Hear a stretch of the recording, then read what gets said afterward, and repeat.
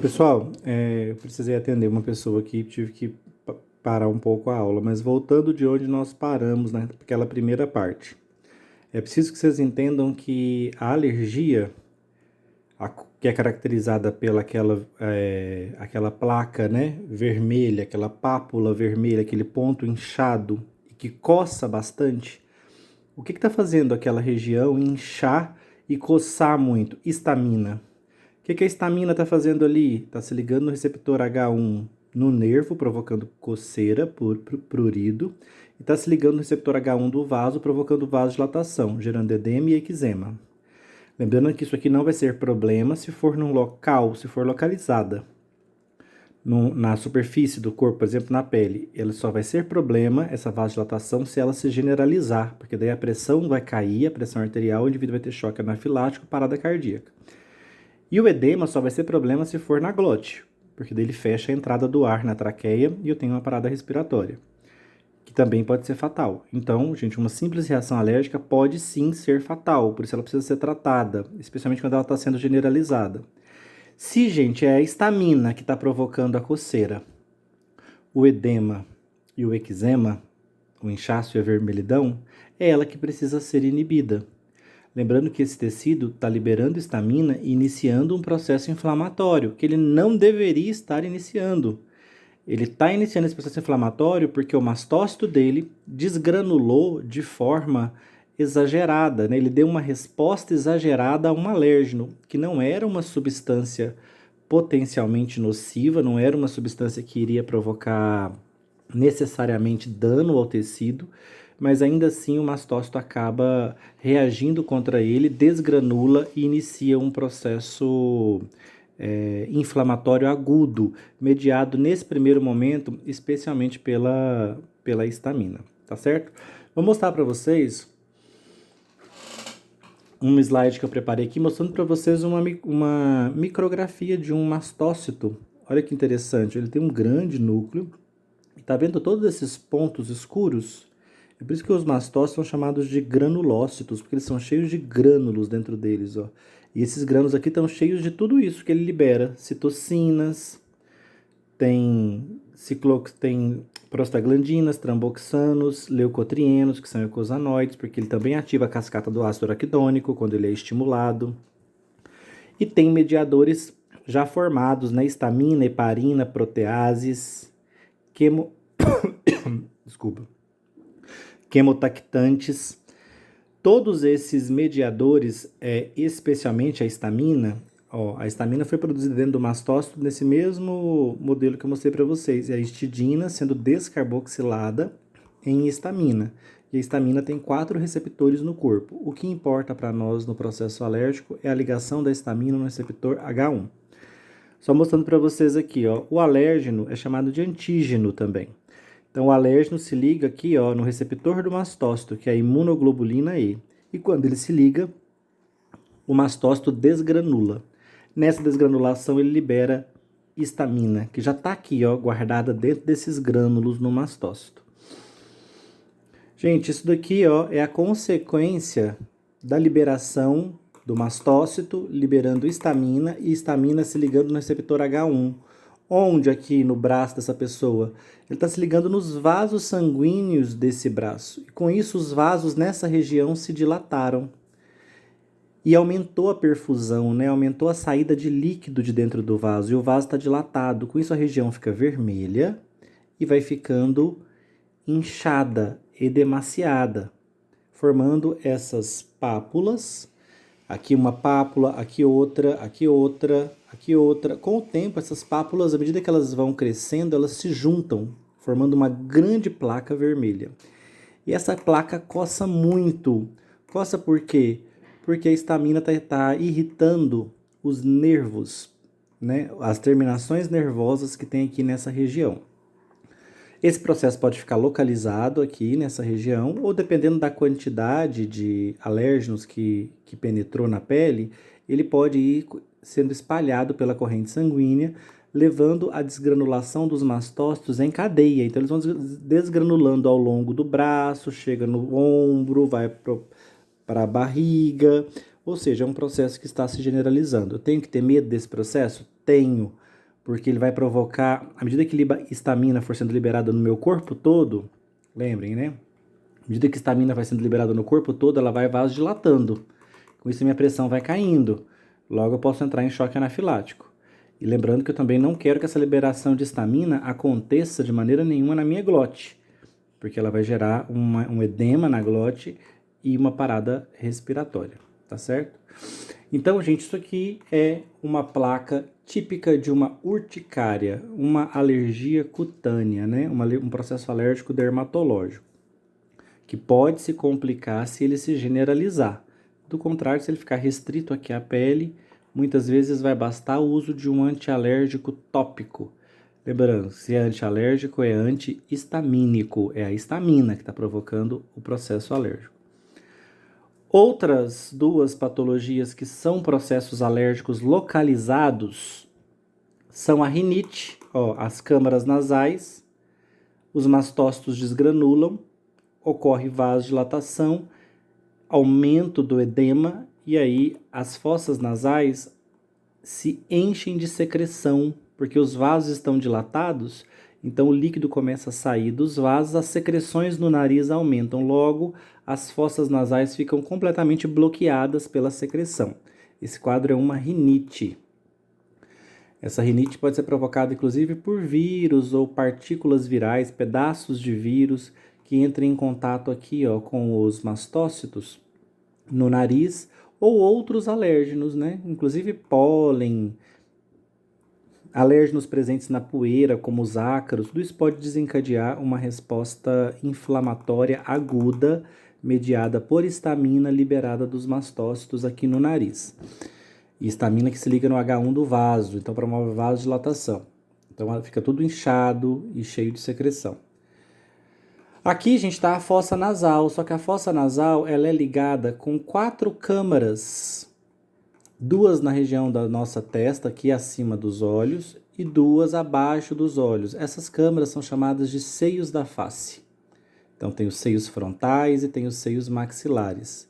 Quando a fossa nasal se enche de secreção, essa secreção pode, olha aqui, vê se vocês conseguem acompanhar pela figura, ela escorre para dentro dos seios e aí acaba que os seios da face ficam cheios de secreção também. Quando isso acontece, o indivíduo tem uma sensação de peso, de pressão na cabeça. A cabeça dói. Esse quadro já não é mais uma simples rinite, porque não é só mais o nariz que está congestionado, os seios da face também estão. Então agora ele tem uma sinusite. Ele vai ter que primeiro desobstruir esse nariz, para depois tirar essa secreção que está dentro dos seios da face pelo nariz. Tá? Até aqui nós estamos falando de inflamação. Como essa secreção aqui é rica em nutrientes, né, ela pode facilmente ser infectada por bactérias. Bactérias podem começar a crescer aqui, se multiplicar. E aí muda o quadro, eu passo a ter uma rinite ou uma sinusite infecciosa, infeccionada por bactérias. Aí nesse caso o indivíduo começa a apresentar febre, e além da febre a secreção muda de cor, ela deixa de ser cristalina como na inflamação e começa a virar uma secreção mais grossa, mais purulenta, colorida, mal cheirosa.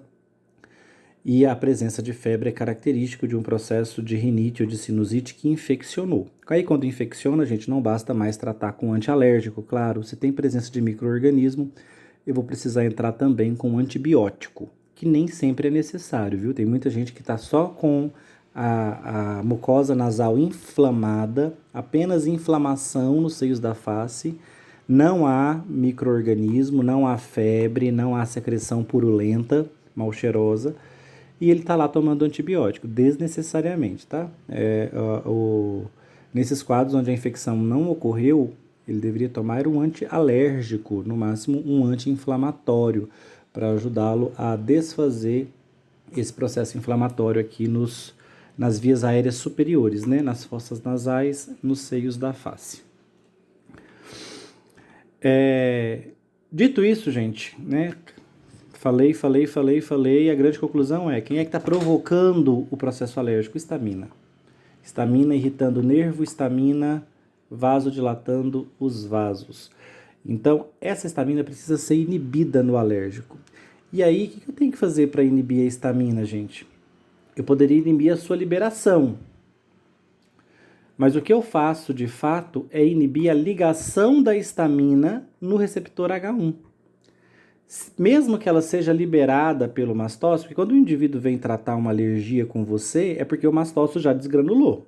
Então, histamina ele já liberou, por isso que o indivíduo está te procurando, porque ele já está com as placas, né, as pápulas aqui na pele coçando, ou ele já está com o nariz entupido, ou ele já está com os seios da face obstruídos.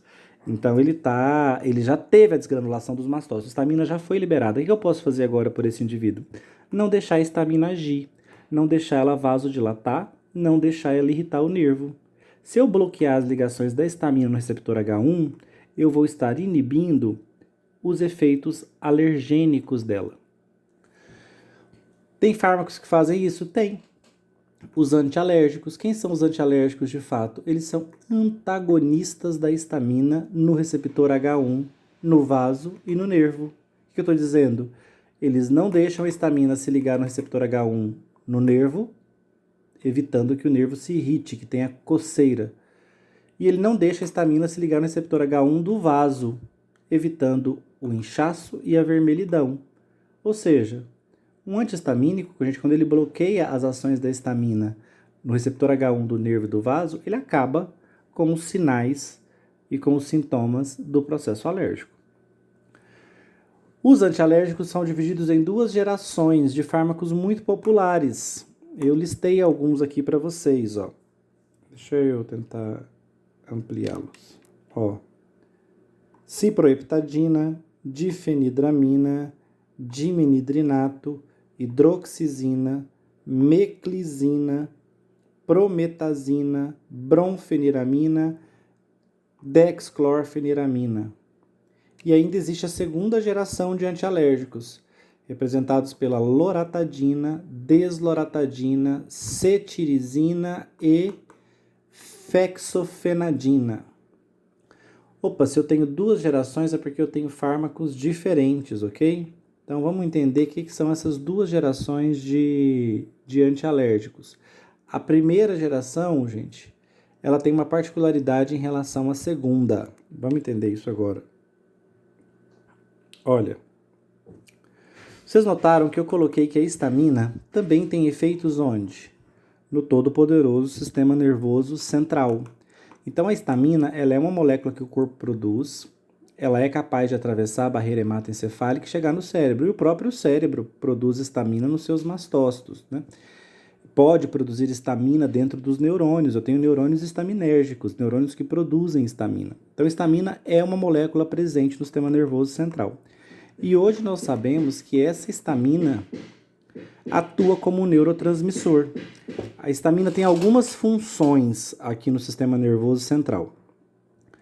Quando ela é produzida no sistema nervoso central, ela se liga não só no receptor H1, viu? Como está representado aqui. O sistema nervoso central tem receptor H2, tem receptor H3 e tem receptor H4. Para simplificar, eu estou colocando para vocês que as ações da histamina no sistema nervoso central são mediadas pelo receptor H1. São sim, mas não só por ele, tá? Tem o receptor H2, 3 e 4 aqui. Então, a histamina tem 4 receptores no cérebro para ela agir. Por isso, ela tem implicação, né? A presença de histamina no cérebro tem os seguintes efeitos: aumento da saciedade. Então, a liberação de histamina no cérebro está relacionada a um aumento da sensação de saciedade, ou seja, redução da fome. Liberação de histamina no cérebro também aumenta o meu estado de vigília, de atenção. O que é vigília? É estar acordado, estar atento. E histamina também vai provocar no cérebro, pode provocar no cérebro, né, estímulo de regiões que geram náusea e vômito. Possivelmente porque aqui, gente, a histamina tenha um efeito semelhante ao efeito colinérgico. Então aqui ela está provocando náusea e vômito, tanto que o antihistamínico vai inibir esses efeitos. Então a pessoa que está, por exemplo, com náusea e vômitos, acredita-se que seja um problema na neurotransmissão colinérgica. Os fármacos antihistamínicos acabam bloqueando a náusea e o vômito, porque eles também bloqueiam receptores colinérgicos, não só receptores histamínicos. É importante, gente, vocês entenderem as ações da histamina no sistema nervoso central, que ela aumenta a saciedade, me deixa mais acordado, mais atento, e pode haver náuseas e vômitos por conta de efeito histamínico nos centros que controlam a náusea e o vômito. Ou por conta de um excesso de ações colinérgicas, né? Que podem inclusive ser desencadeadas pela histamina, porque a histamina modula a liberação de alguns neurotransmissores. Então ela pode estar implicada aqui no excesso de acetilcolina nessas regiões, levando a náusea e vômito. Enfim, para simplificar, para resumir, entendam que os efeitos de histamina sobre o sistema nervoso central são aumentar a atenção e a vigília, o estado acordado, a saciedade, a náusea e o vômito.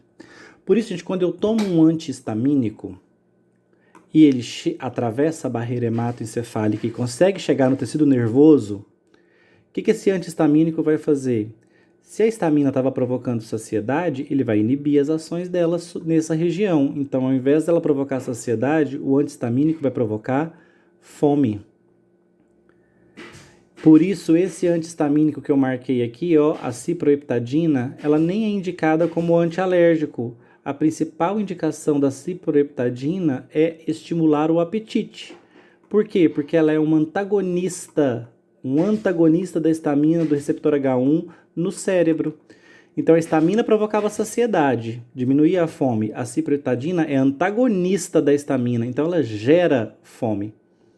Então ela pode gerar aumento de peso. Quem é que vai tomar essa ciproheptadina, gente? Muito comum na infância, aquela criança que não tem muito apetite, não gosta de comer, ela pode fazer uso de ciproheptadina como estimulante do apetite. Por quê? Porque bloqueia as ações da histamina no cérebro. Então a histamina geraria saciedade. A ciproheptadina diminui essa sensação de saciedade porque ela bloqueia as ações da histamina no sistema nervoso central, especialmente no receptor H1. Vigília e atenção, o estado acordado, atento, apto a estudar, a memorizar, a dirigir máquinas, isso deve-se também a estímulo da histamina no receptor H1 no sistema nervoso central. Esses fármacos todos aqui, gente, inibem a histamina no receptor H1.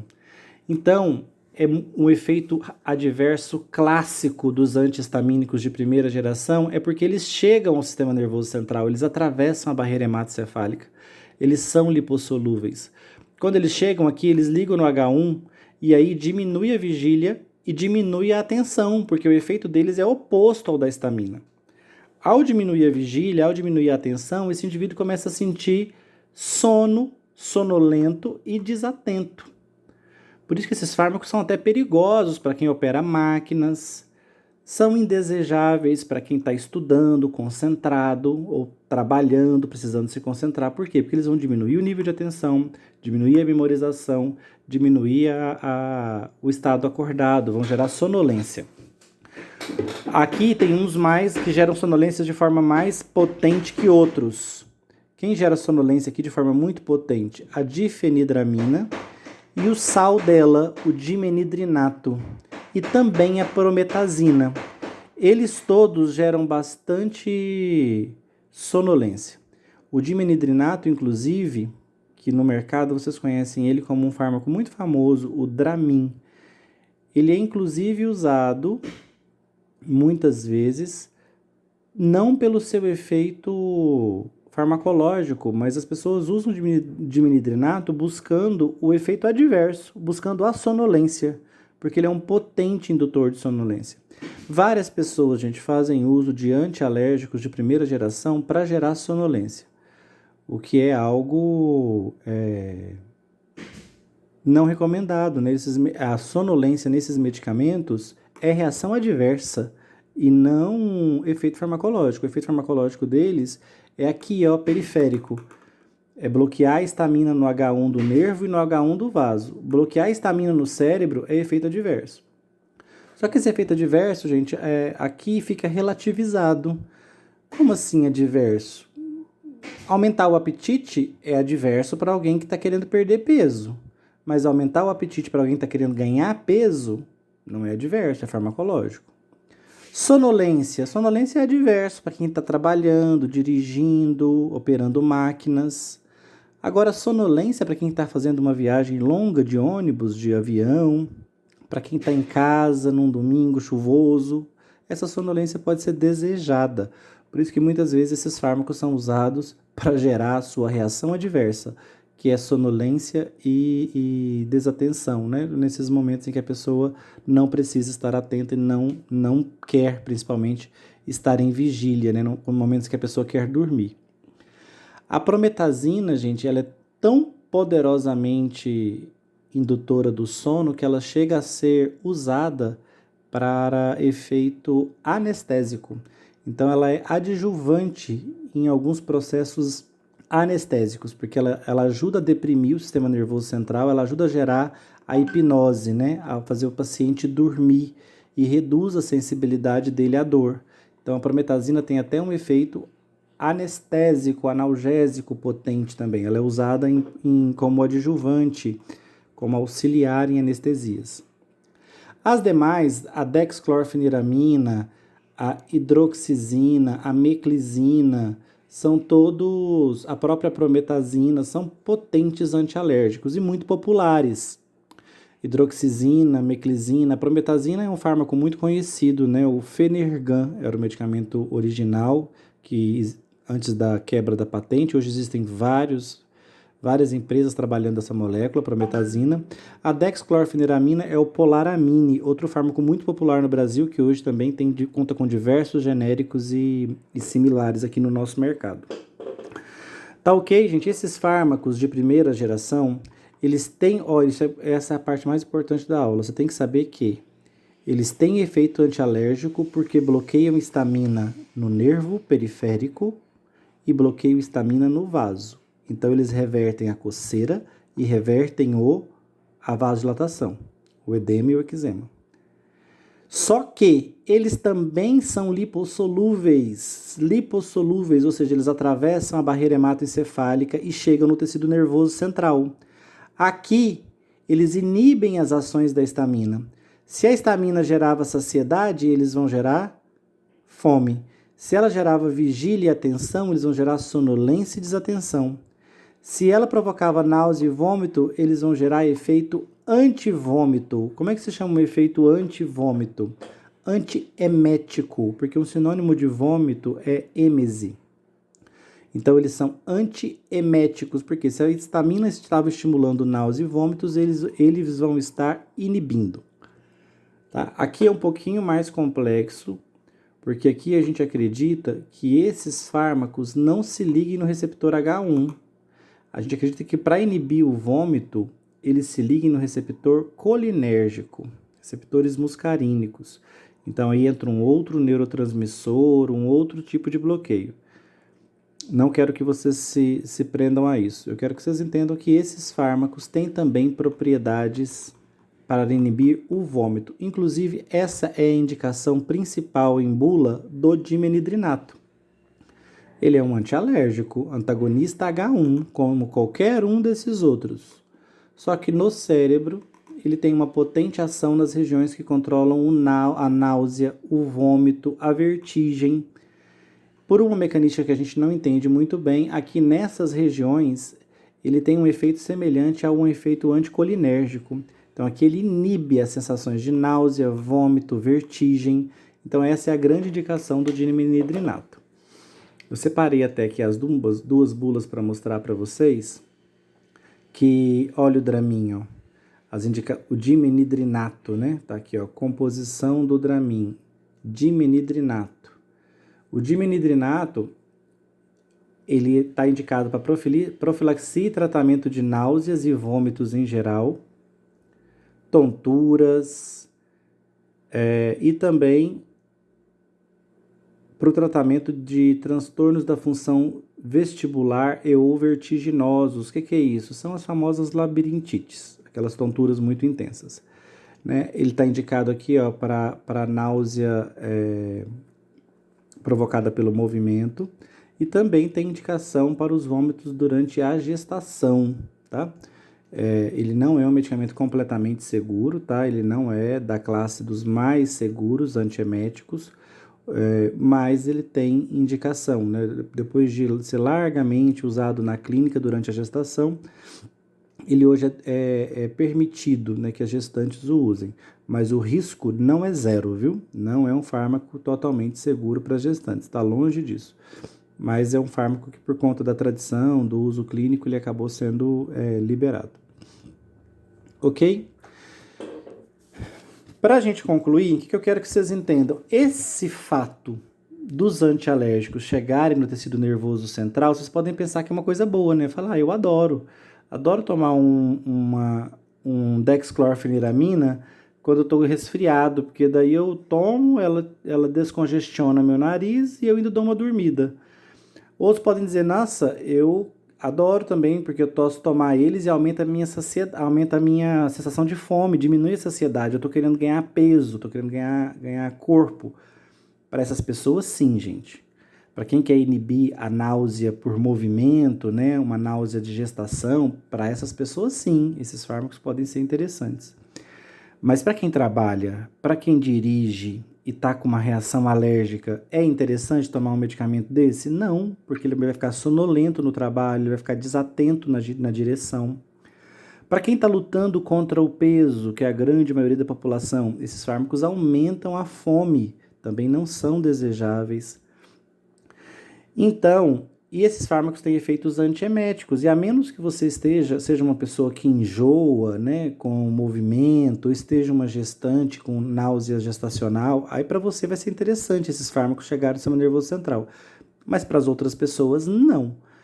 Por isso surgiu a demanda, a necessidade de gerar antialérgicos com a seguinte propriedade: não fossem capazes de atravessar a barreira hematoencefálica, ou seja, menos lipossolúveis, que batessem na barreira hematoencefálica do vaso sanguíneo e não fossem capazes de penetrá-la, ou seja, sem efeitos centrais. Fármacos que não provocassem nada disso, ou seja, que o efeito antialérgico deles fosse restrito aonde? À periferia do corpo, ou seja, apenas bloquear o H1 do nervo e apenas bloquear o H1 dos vasos, ou seja, a segunda geração é de fato antialérgicos que agem puramente como antialérgicos, sem efeitos centrais, porque eles não atravessam a barreira hematoencefálica nos vasos sanguíneos do cérebro, do encéfalo, né? Eles não chegam ao encéfalo. Então, esses efeitos, se eu tomo loratadina, desloratadina, cetirizina ou fexofenadina, eu não vou sentir sono e nem desatenção. A minha sensação de fome e saciedade não vai se alterar.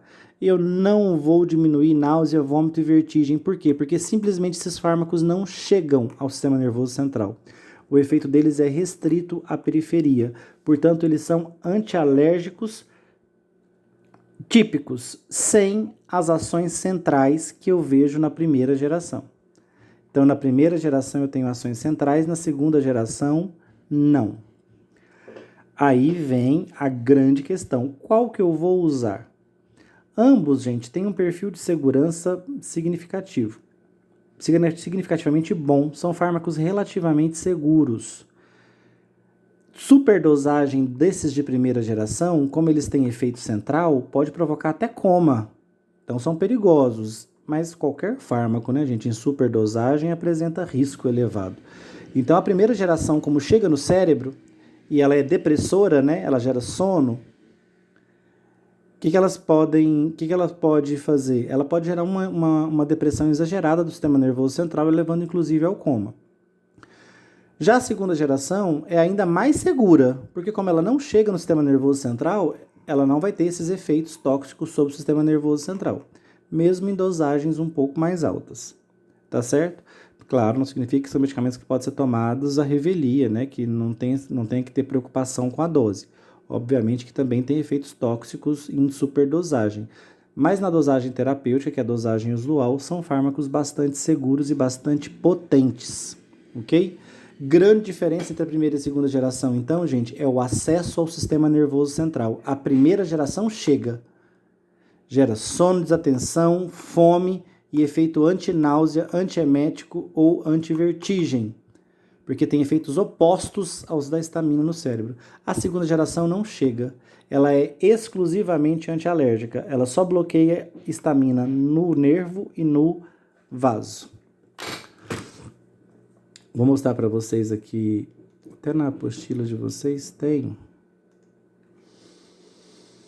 Ó, a apostila de vocês tem uma figura mostrando que o mastócito, quando ele é ativado, ele libera várias substâncias, como a histamina, né, que é uma amina biogênica. Ó, a histamina provoca vasodilatação, extravasamento vascular, ou seja, saída de líquido do vaso, edema, provoca broncoconstrição, isso que vai ser importante para nós lá na asma, viu?